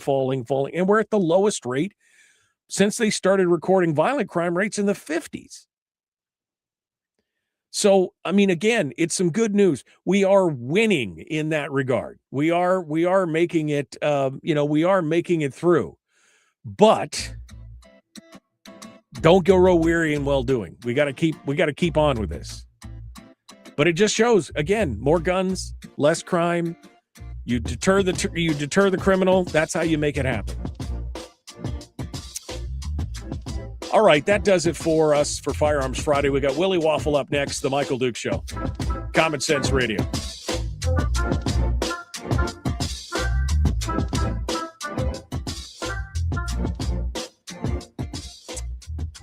Okay. Let me go back up here.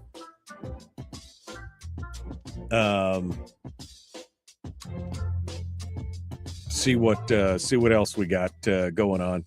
I saw Donna had a post here. I wanted to read what Donna's post because I didn't get a chance to read it before we jump back here to it. Let's read it together, shall we? After more than 20 years in law enforcement and retiring just 2 weeks ago as a chief of police in Alaska, I can say this. Our criminal justice system is broken. Officers make arrests, build solid cases, and do their jobs, only to see offenders released hours later with little accountability. Victims lose faith, officers become frustrated, and criminals learn there are few consequences. Public safety requires more than good police officers. It requires a justice system that holds offenders, I'm assuming she's going to say accountable at the end, but it's cut off. I can't see the end of it. But yeah, I mean, I've talked to many police officers who've had exactly the same thing. I've exactly the same thing. That they build the case, they arrest the suspect, they get all their ducks in a row, they take it to the prosecutors or to the, and it's inevitably fumbled at the 2-yard line, right? Oh, they're let off, or they're just, and it's like I was talking about with this. It's like I was talking about with this thing with my car, where my car was stolen. I was like 10 years ago. When my car was stolen, and I was like, what? I didn't, the officer was super nice. He was super nice about it. And I could see that he was just as frustrated as I was about it. And that's why, I wasn't mad at him, but that's just part of the problem. Criminals know, and that's the thing. Once you become a career criminal, and going to jail is almost like criminal college, right? Because then you get a chance to talk to all your other criminal flunkies out there, and you all learn the ropes, and they learn how to game the system. And then you get things like SB 91, which just, was the revolving door and everything else. It's crazy. It's crazy. David said, I think that you should just buy 2 guns, 1 for each of you. I got 2 guns, 1 for each of you. Yeah, exactly. Frank says, liberal law schools, liberal judges equals no penalties. I think we've seen that. I think we've seen that exclusively be part of the problem here in the country with the criminal justice system, is that it's just become soft on crime. We're not blaming the criminals for doing it. We're saying the criminals are victims, right? Oh, poor Johnny. Johnny is just a victim of circumstance. He's not a bad boy, right? I mean, Johnny was a member of the high school varsity football team, and Johnny helped little grandmas walk across the street until Johnny got a gun. And then Johnny became a thug. And so it's all the gun's fault, or it's society's fault because he couldn't get what he needed. I mean, I still remember I used to have it. I used to have the audio clip of it about, some woman whose son was who got killed in a home invasion. Her son was a thug and got killed in a home invasion. And she's out there shouting, "You didn't have that right to do that. You didn't have the right to take John. He just had a tough time, and he was just looking to make ends meet. You didn't have to make ends meet by breaking into my house and stealing from me, potentially beating me down, rape, robbing, and killing me. I didn't have that right. What? Johnny was a good boy." Yeah. I mean, I don't know about you, but I just get sick of that stuff. I just get sick of it because that's a mentality. Now the criminal is the victim, right? And the victim now has to defend themselves against the criminal's behavior and the criminal's family and everything else. And then, and Lisa says, and then Johnny did meth. Right. Johnny was such a good boy, and he only did a little bit of the meth. I don't know why you think that was wrong. Right. Or again, they anthropomorphize and they blame the firearm. That's the one that kills me all the time, where they blame the firearm. And they're like, oh, Jim was so great. Jimmy was just perfect. And then he got that gun, and then he became Jimmy. Jim became Jimmy the killer. It's all the gun's fault. It possessed his soul, kind of thing. And it's like, okay, all right, you guys, seriously. No accountability for Jimmy or Johnny? No accountability? Save yourself.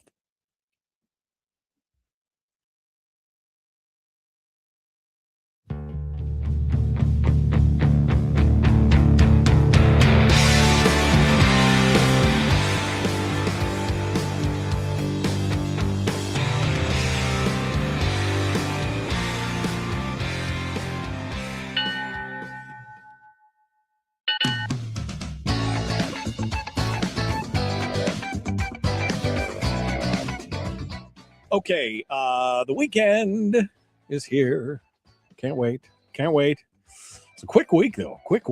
All right, let's see how quick Willie's week was. I mean, he did have to watch The Odyssey, so maybe that felt like it was, I don't know, a month or something. We'll find out about that here in a little bit. Willie Waffle, of course, movie critic extraordinaire, all around debonair man around town. He's here to do it. Good morning, my friend. What's happening? Woo, that movie might still be going, baby. It could be still going. Wow. Never ending. He was gone for 20 years? Yeah. Dude. Wow. Okay, so here's the pitch to Hollywood. We're going to do it in real time. He disappears for 20 years. We just let the camera roll. We let it roll. Anyway. That would be like that Ethan Hawke movie a few years ago. I think it was called A Boy's Life, where they were secretly making it over like 12 years. And every year as the kid got a little bit older, they'd shoot another scene until he was grown to where he was supposed to be in the script. And it's actually a really good movie. I'll have to look. I thought it was called A Boy's Life. I might have to look. Yeah, but that's what we could have done with The Odyssey. We could have seen Matt Damon at 75 returning to Ithaca. There you go. We'll have to see how that looks. All right, well, let's get started. You got a brand spanking new story from yesterday. Apparently, somebody done bypassed some security on a live television set, and what's the deets here? Oh yeah. I mean, this could. I mean, honestly, this is kind of scary. So at the Today Show, you people who are fans of the Today Show or familiar with it know that they often do segments out on the street. They have like a little plaza where the fans gather, and they get to interact with the stars, and they get to see like whatever segment's going on. So shortly before 9 o'clock, as all the stars were coming back into the NBC studio, a stranger, an intruder, slipped in with them and ran onto the set started screaming racial slurs at Craig Melvin, one of the anchors of the Today Show, and was screaming that he was looking for Al Roker. Well, this guy has been arrested. Okay. Thank God. Again, his name, the man who's accused of all this, is Andrew Truelove. He has now been charged with. Wait, I got the list here. It's a pretty good list. Wait, where'd the list go? So basically he's been charged with like criminal trespass, hate crime harassment, hate crime. I mean, like they've nailed him with like 5 or 6 different charges. Wow. And I mean, this guy's life is over. He looks to be, I'd say 40s or 50s, according to the picture that I'm looking at here. And the part that I shouldn't be laughing at this, but like the pictures they were taken by the New York Post as this guy was being brought out of the studio. And there's another man who's literally dressed almost exactly the same. And I'm thinking, they weren't sure which one of these guys it was, and the other guy's going, dude, I just happen to be wearing the same clothes. Just leave me alone. Man, well, I mean, they're lucky. I mean, this guy sounds like he's a bit of a nut job. What if he decided to go all axe murderer on live TV? That would have been, wow, that would have been crazy. Or started swinging at people on the set. I mean, it sounds like he got close enough to Craig Melvin where this could have been some fisticuffs at some point. Wow. I mean, that is not good. Now, the fallout from this is that a security guard has been fired. Oh, there's videotape of the guy sneaking into the studio, and it appears one security guard walked away from the door for no reasons we don't know. And the other security guard just didn't see the dude coming in. So we don't know which one of those two got fired. Fortunately, somebody lost their job yesterday over this. Bad. There are crazy people out there. I don't know if you know this, Willie. There are crazy people out there, right? I mean, this is just one of those things. And it's not like they're going to have a hard time convicting this guy. Here, let me replay this tape for you right here. See, I mean, And that's the thing. At least they didn't get on the air. Yeah. You imagine if this would happen on the air. Oh, man. Oh, my. That's crazy stuff. Yeah. All right. Well, that's story number 1 for today. Let's move over to what else we got? Television City? Yes. Let an old man tell you stories of a long, long gone time where Television City was the greatest place on the planet. Now, for those of you who are not familiar with Television City, it is a big studio complex in Hollywood where a lot of TV shows would shoot their TV shows. They would film there. And we're talking really big shows, guys. We're talking All in the Family, American Idol, The Carol Burnett Show, The Jeffersons, The Price is Right, The Young and the Restless, all used to make their programs right there. And even at the end of the show, like when they had the credits, there would be a little thing that says filmed in Television City, Hollywood, California. Well, they're out of business now. They're gone. Television City is being sold, and they're likely going to be sold to other projects nearby, namely a mall is one of the projects nearby. Oh, geez. Yeah, I know. Talk about investing bad money after bad money. Or I guess there's another owner nearby that has like some sort of like office building structures that he wants to do. I mean, but it is a sad day for me because I loved all those shows. I remember the little thing at the end. I think All in the Family. I even think they had a narrator who came out as like filmed live in Television City. I mean, it was right. Yeah. Oh no. Well, that's crazy. And I know because I did a little digging on this earlier. I know that the group that bought this, they bought it right before COVID, and they paid $750 million for this thing. And now they're trying to sell it for just they defaulted on a $357 million loan. So they've taken a bath on this thing. It's just, but this is what's going on in Los Angeles right now, which is going to lead into some stories here in just a bit. But this is what's going on in Los Angeles right now, is that it is dying over regulation, the government getting involved, everything else. It's crazy. Well, and these guys have just taken right punch after left punch after right punch. Like you said, they got it right before COVID. Then COVID happened and nobody was filming anything live.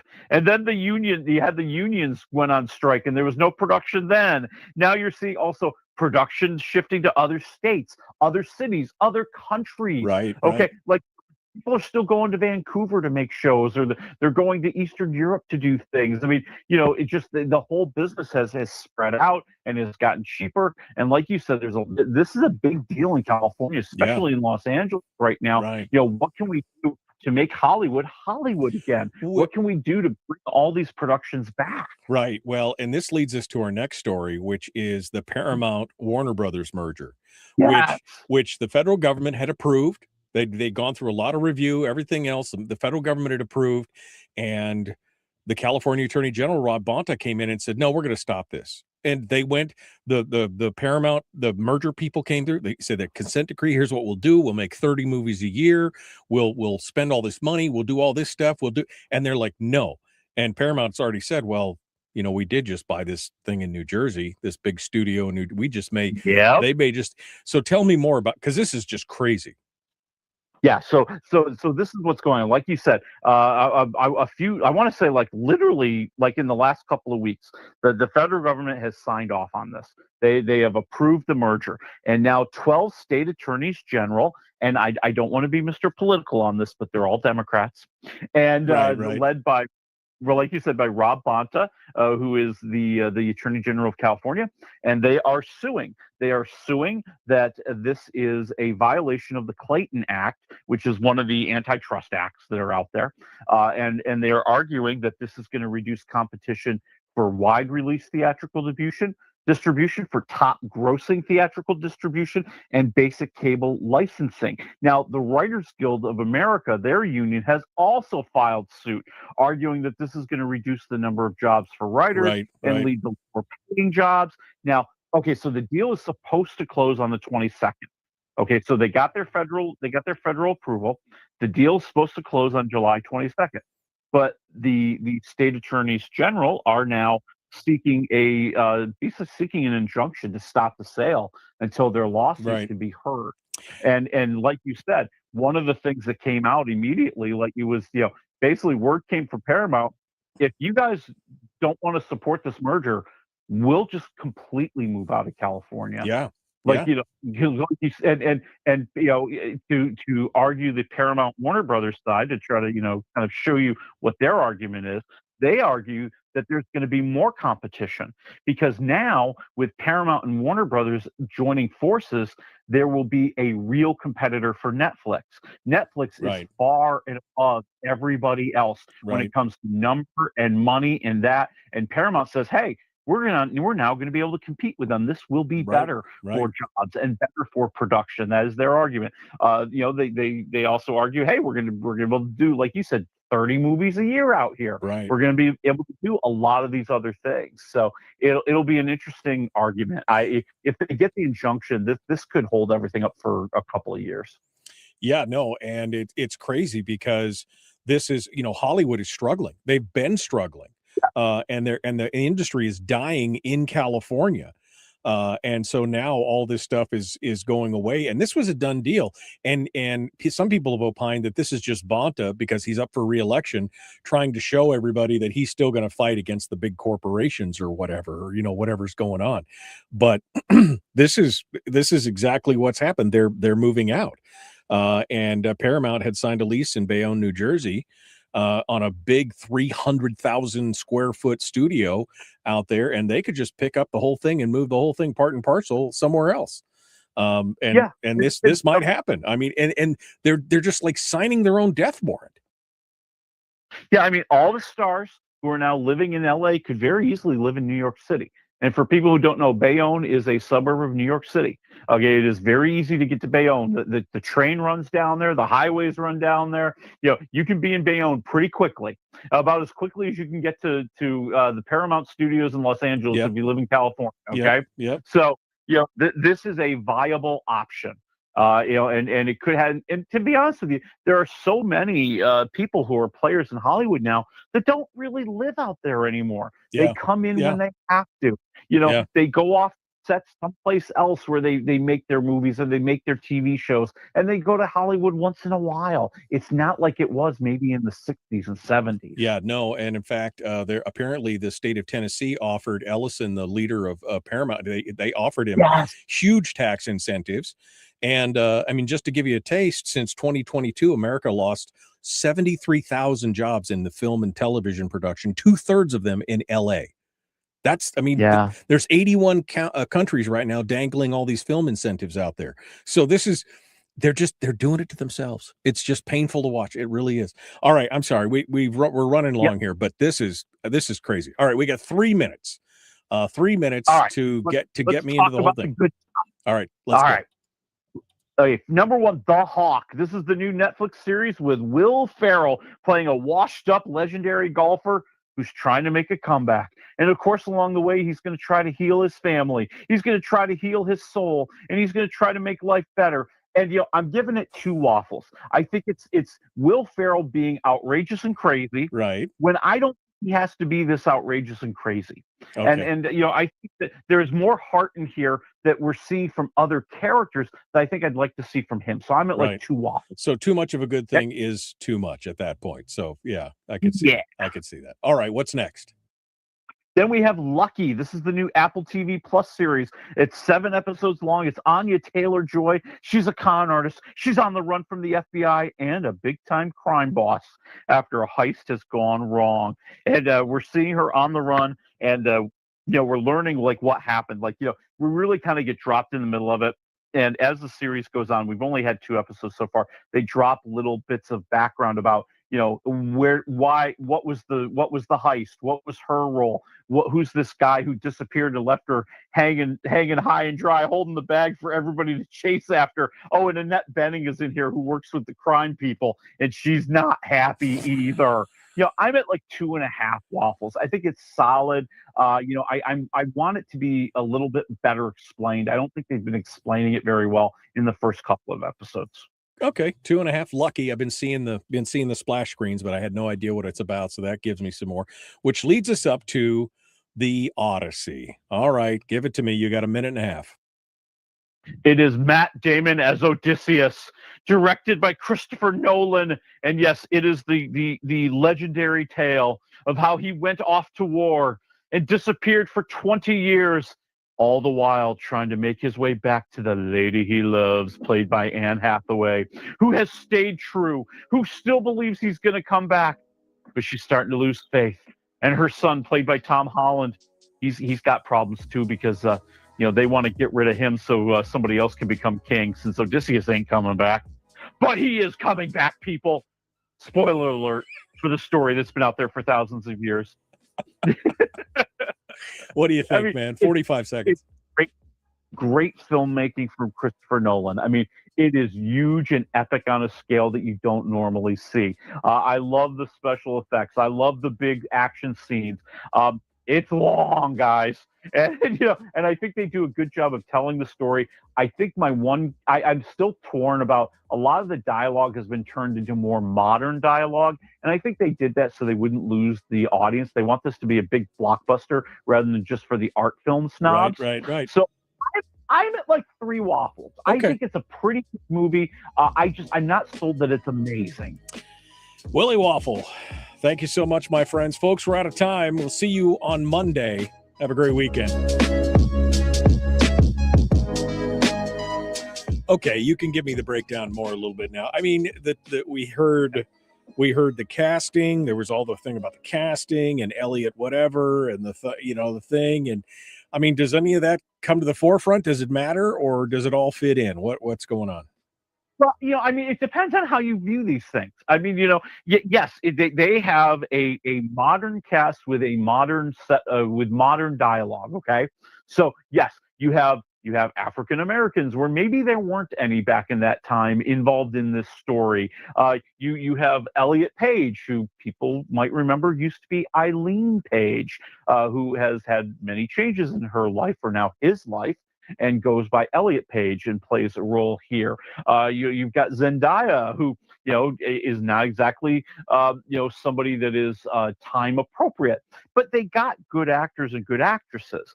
And I'm willing to look past that because I just want to see good actors and good actresses. You know what I mean? Right. Like I'm enjoying the what they're doing. I'm enjoying the fact that I think Matt Damon is very good as Odysseus. I mean, he's a guy who is clearly a leader and powerful and tough, but you're starting to see the conscience he's developing throughout the entire story, how he's starting to realize that maybe everything he's done hasn't been great. Maybe he hasn't always made the best decisions. Right. But now he turned to his woman. And that's the thing that gets me. In the end, and I think what will make this sell week 2 or week 3, they're going to sell it as the ultimate love story. This dude spent 10 to 20 years trying to get back to his wife. Right, and she held out hope that he would come back someday. Yeah, I mean, again, it's not a news story, but when you can tell it, and if you tell it well, that's one thing. I don't know if I'm going to spend 3 hours in a theater doing it, but it'll be interesting. I don't know. I'm a little bit over Zendaya at this. I'm a little overexposed. You know what I mean? Like she's in everything these days. But I don't know. I don't know. I guess I'll have to watch it to see, but it's not something that I'm just waiting for it to hit my local theater. You know what I mean? Well, and I think that's, I mean, my theater was pretty full last night, I will say. So I think there's a lot of excitement for it. I think the excitement is really, I'll be honest, it's among the art film snobs who are just dying to see this in IMAX. Okay. Like I've got a friend of mine. He got tickets to see it in IMAX. He goes, the only time that was available was 10 p.m. on a Friday night. I don't care if I'm getting out at 2 a.m. I want to see it in IMAX. And I think that's going to be the big selling point. Yeah, to see it in that expansive, over-the-top kind of thing. All right, 3 waffles on the Odyssey. What are we looking at next week, Willie? Oh, man, next week, well, we're trying to figure it out. It seems like Hollywood kind of tried to dodge competing with all the movies out there. The biggest thing that we have to look forward to right now is the sequel to The Big Bang Theory called Stuart Fails to Save the Universe. I saw something on this, and I was just like, okay, okay, all right. Well, Willie, thank you so much, my friend. As always, you're a breath of fresh air. Appreciate you making our weekends fun on the way out the door. Thank you for coming in. You got it. I'll talk to you next week. Okay, folks. On Monday, we're talking to the folks from the Nicolaivus Charter School. Somebody else, too. I can't remember. Anyway, it doesn't matter. We'll see you on Monday. Be here, all right? Or else. Have a great weekend. We'll see you then.